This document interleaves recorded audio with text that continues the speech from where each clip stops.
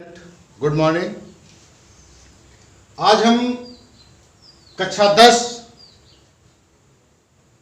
की गणित चैप्टर हमारा समरूपता के नियम पर है। समरूपता का जो पहला नियम था वो मैंने आपको इसके पहले वाले वीडियो में बताया था। हमारे समरूपता के दो नियम बचते हैं, उनको हम प्रमेय के तहत रखकर सिद्ध करते हैं। जो हमारी प्रमेय नंबर 2 है वो समरूपता का द्वितीय नियम है। द्वितीय नियम ये कहता है कि यदि किसी दो त्रिभुजों में पहले त्रिभुज की तीनों भुजाएं दूसरे त्रिभुज की तीनों संगत भुजाओं में निश्चित अनुपात हो तो उनके कोण बराबर होते हैं या दोनों त्रिभुज समरूप होते हैं। इसको हमको सिद्ध करना है। यह साधारण प्रतिज्ञा हमारी यही लिखी हुई है कि यदि दो त्रिभुजों में एक त्रिभुज की भुजाएं दूसरे त्रिभुज की भुजाओं के समानुपाती हों तो संगत कोण बराबर होते हैं। तो सबसे पहले हम इसमें जो चीज दिया गया है उसको लिखेंगे। तो सबसे पहली हेडिंग हमारी बनेगी दिया है। दिया है त्रिभुज ABC तथा त्रिभुज PQR जिसमें संगत भुजाओं का अनुपात यानी AB अपान PQ बराबर BC अपान QR बराबर AC अपान PR। यहां पर दो त्रिभुज दिए गए हैं। एक त्रिभुज हमारा ABC और जो दूसरा त्रिभुज दिया गया है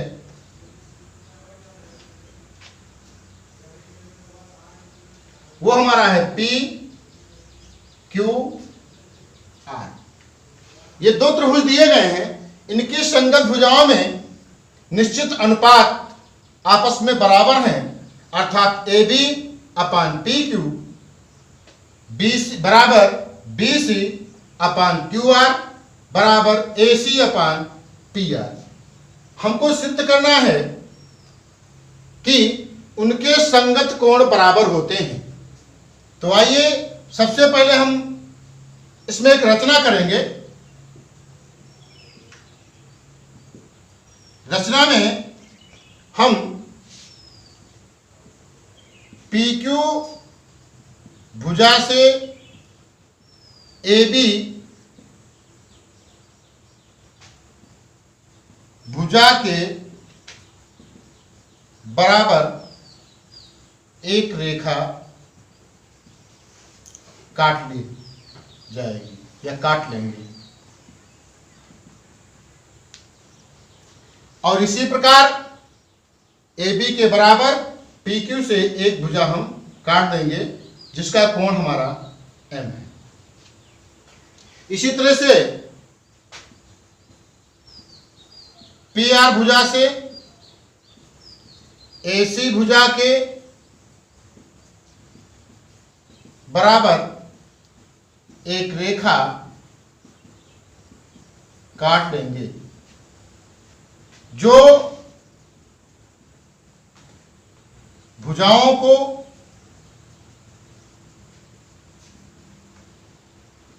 M तथा N पर काटते हैं। इस पे M पर काट रही है और इस पे N पे काट रही है। MN को मिलाया,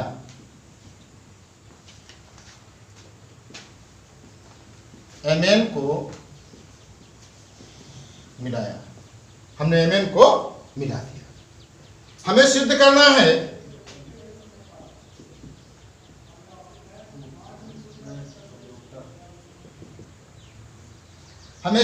है कि कोण A बराबर कोण P कोण बी इक्वल टू कोण क्यू, कोण सी इक्वल टू कोण आर। ये मुझे सिद्ध करना है। आइए इसके बाद जो हमारी अगला पॉइंट है उपपत्ति, इसकी प्रूफ करना है। इसको देखिए कैसे इसको करेंगे। उपपत्ति में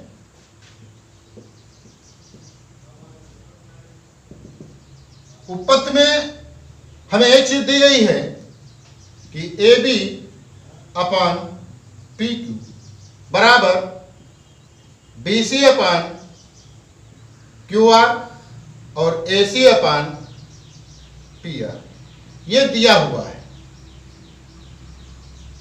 ये हमारा दिया गया है। दूसरी चीज यानी इसमें इसकी भुजा और इसकी भुजा में रेशियो हमारा दिया गया है। यहां पर आप देखते हैं कि हमारा एबीसी त्रिभुज पीएमएन के सर्वांग सम है, बराबर है। यानी ये त्रिभुज इस त्रिभुज के सर्वांग सम है। कैसे है? क्योंकि ये भुजा हमने इसके बराबर काट ली है और ये भुजा इसके बराबर काट ली है। कोण ए कोण पी के तुल्य है। तो ऐसी स्थिति में हमारी जो रचना होगी, रचना से हम लिख सकते हैं इसे कि P M upon P Q equal to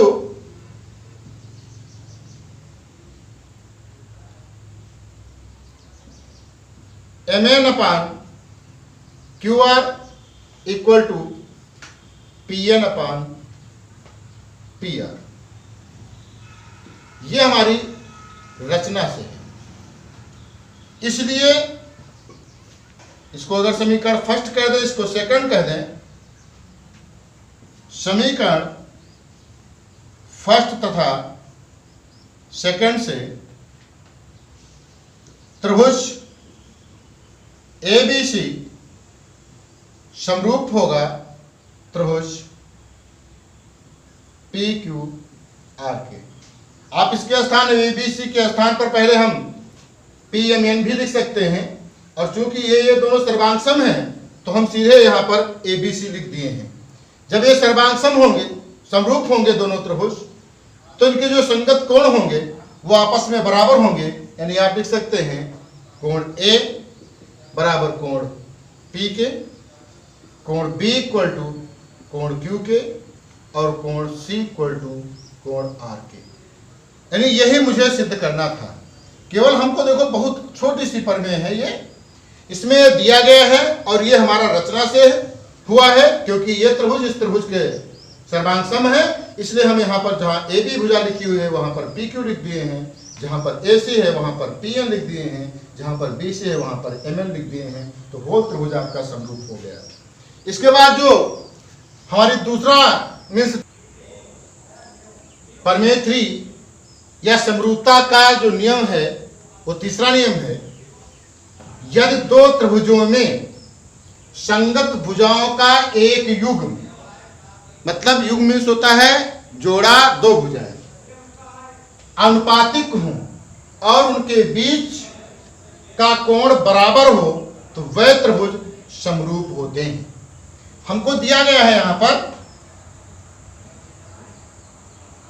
दिया है दो त्रिभुज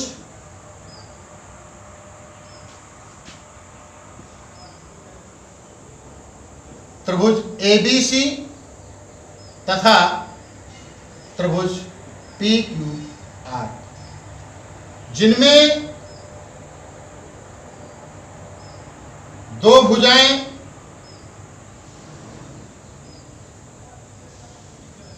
ए बी तथा ए सी दूसरे त्रिभुज की संगत भुजा पी क्यू तथा पी आर में पी आर हैं। हमको यहां पर दिया गया है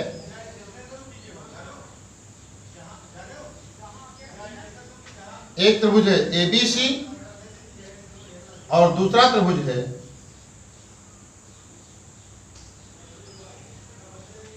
पी क्यू, यानी इस भुजा में, इस भुजा और इस भुजा में संबंध दिया गया है, बराबर है, यानी A B upon P Q बराबर A C upon P are, और इनके बीच का कोण यानी कोण ए बराबर है कोण पी के। ये दिया गया है। रचना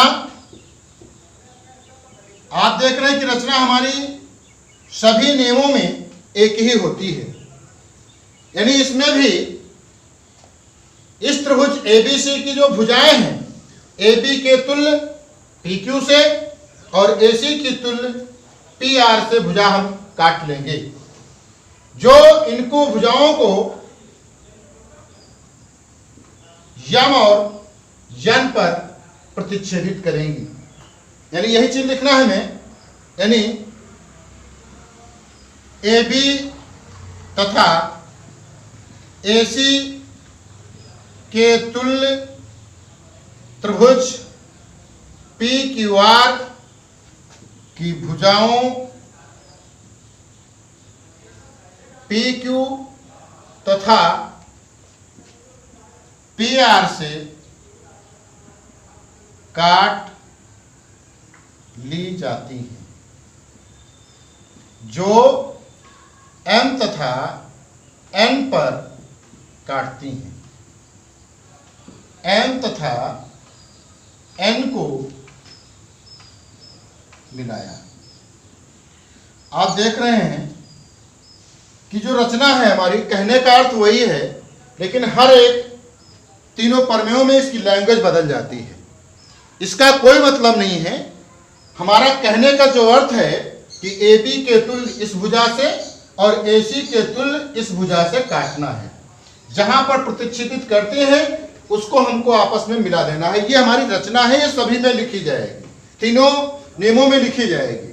तो आप चाहे तो इस तरह से लिखें, या इसके पहले जो मैंने नोट किया उसको लिखें, या अपने हिसाब से लिख सकते हैं रचना को। अब आइए इसमें सिद्ध करना है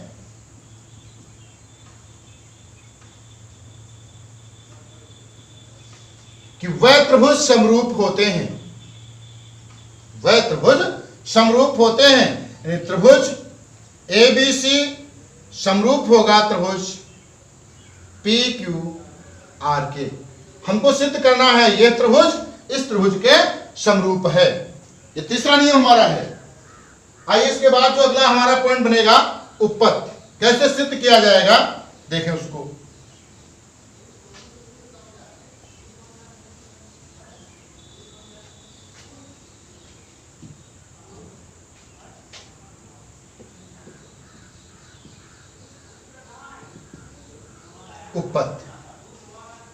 उपपत्ति में हमारा ये दिया गया है, कोण A कोण P के तुल्य है, और एक युग्म, भुजाओं का एक युग्म उसके तुल्य है। जैसा अभी मैंने दिया है, मैं लिखा था कि AB upon PQ equal to AC upon PR, ये हमने लिखा था। यहां पर सबसे पहले हम इस त्रिभुज में 1 और 2 में हम तुलना करेंगे। मीन्स त्रिभुज ABC तथा त्रिभुज PMN में कोण A इक्वल टू कोण P और AB इक्वल टू PM और AC इक्वल टू PN, ये हमारा दिया गया है, और ये दोनों रचना से हुआ है। यहां पर दो भुजाएं, एक कोण, यानी आप लिख सकते हैं भू को भू, मतलब भू को भू, यानी साइड एंगल साइड,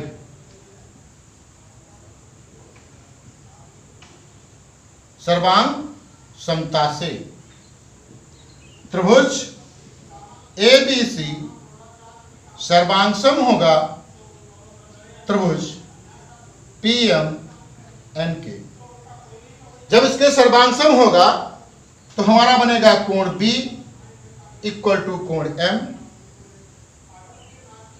कोण C इक्वल टू कोण N और MN इक्वल टू BC। दोनों त्रिभुज हमारे सर्वांग सम हो गए। अब मुझे करना यह है कि इस त्रिभुज में पूरे में लगाना है। हमारा दिया गया है त्रिभुज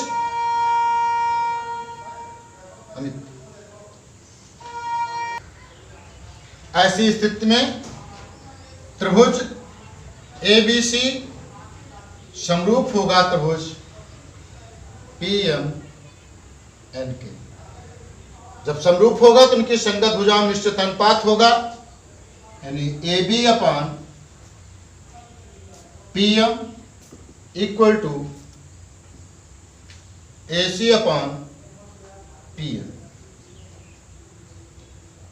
ये हमारा रचना से हुआ है सिद्ध, और दिया क्या गया है कि AB अपान PQ बराबर AC अपान PR। यह हमारा दिया है। ऐसी स्थिति में अगर हम AB के स्थान पर देखिए, यहां पर सर्वांग सम भी सिद्ध किया है तो इसको हम इक्वल टू 1 भी लिख सकते हैं, यानी इसका रेशियो बराबर है, अनुपात 1 है, तो इसको भी 1 लिख सकते हैं। तो ऐसी स्थिति में हम AB के स्थान पर PM लिख देंगे। AB जहां पर लिखा हुआ है, अगर इसको हम ले लें इस तरह से कि AB upon PM equal to 1, ऐसी स्थिति में हम इसको AB upon PM equal to 1, क्योंकि यहां पर 1 है, AB 1 है, AB 1 है, तो AB इक्वल टू हमारा PM, और ये हम लिख भी चुके हैं रचना में। तो हम यहां पर जहां पर AB लिखा हुआ है यहां पर PM लिख देंगे। देखें, यानी PM अपान PQ बराबर AC के स्थान पर हम लिखेंगे PM अपान PR। और यदि यह रेशियो बराबर है तो थेल्स का जो विलोम है उस प्रमेय के तहत थेल्स के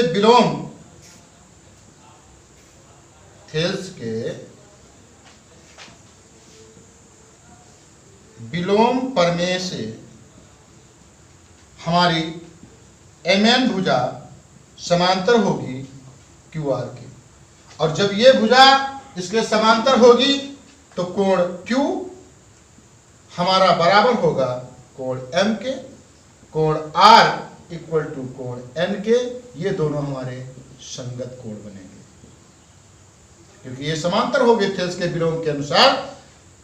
ये हमारे कोण बराबर हो गए। अभी सर्वांग सम में आपने सिद्ध किया था कि कोण B इक्वल टू M, यानी आप लिख सकते हैं कोण B इक्वल टू कोण Q इक्वल टू कोण M, कोण C इक्वल टू कोण N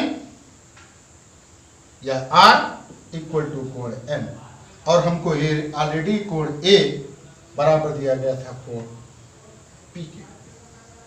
तो जब ऐसी कंडीशन तीनों कोण हमारे आपस में बराबर आ गए, यानी इसके त्रिभुज के तीनों कोण और इस त्रिभुज के तीनों कोण बराबर आ गए, तो आप लिख सकते हैं यहां पर कोण कोण समरूपता से त्रिभुज ABC समरूप होगा त्रिभुज PQR। इस तरह से हमारे जो समरूपता के 3 नियम हैं तीनों हमने आपको प्रूव कर दिए हैं। अब इसको आपको तैयार करना है और इस पर एक्सरसाइज हम कल देंगे आपको। तब तक के लिए थैंक यू। नमस्कार।